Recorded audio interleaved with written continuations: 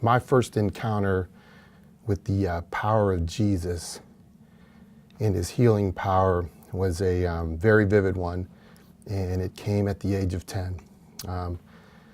The beauty of this is I can still feel it, see it, and live this moment. It's still so vivid to me.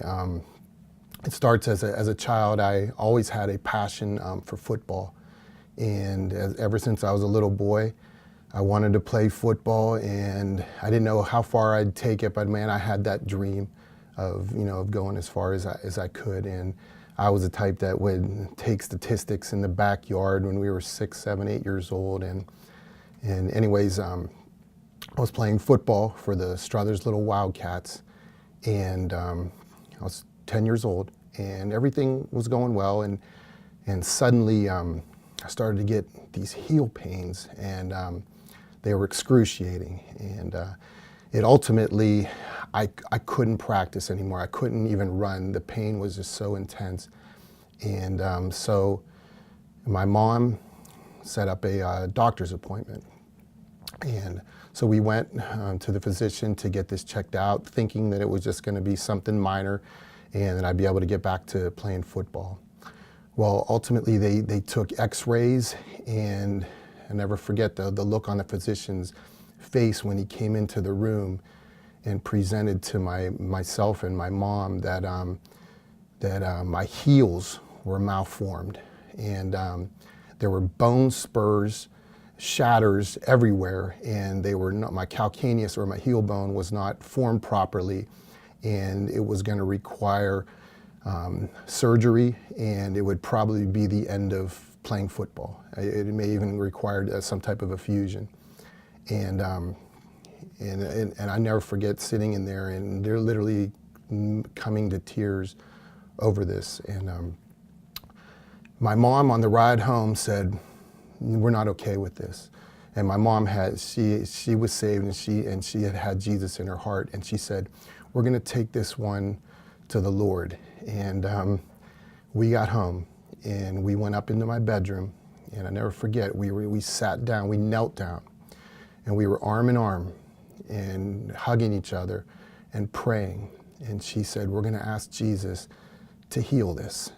And we prayed and asked the Lord for a miracle, and we prayed and we cried and we hugged. And she said, "Now, the next time we're going to set up this doctor's appointment, and we're going to go in, and the Lord is going to take care of this for us." And about a week later, we had another doctor's appointment with the same physician, and we got re-x-rayed, and the results came back. There was nothing wrong with my heels. That miraculously, they were okay. They were formed all right. The heel pain had left, and I was okay to resume playing football. And and ultimately, football became a huge part of my life. I was able to take it to the collegiate level, and it actually gave me my livelihood. It gave me my friendships. It gave me, it brought me to Christ. It gave me, like I said, my livelihood, and it ultimately, through the football connections, I believe that's what brought me to Church of the Rock.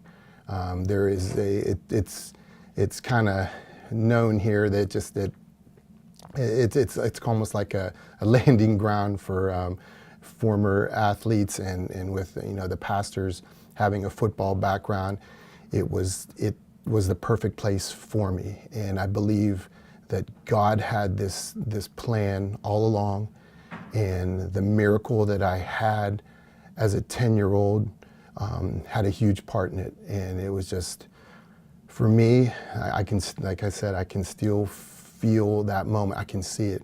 I mean, like I'm being videoed right now. I can see the videotape of myself with my mom, and I just firmly believe I was shown the beauty and the power of Jesus and his healing powers at such a young age, and that has stuck with me throughout my life.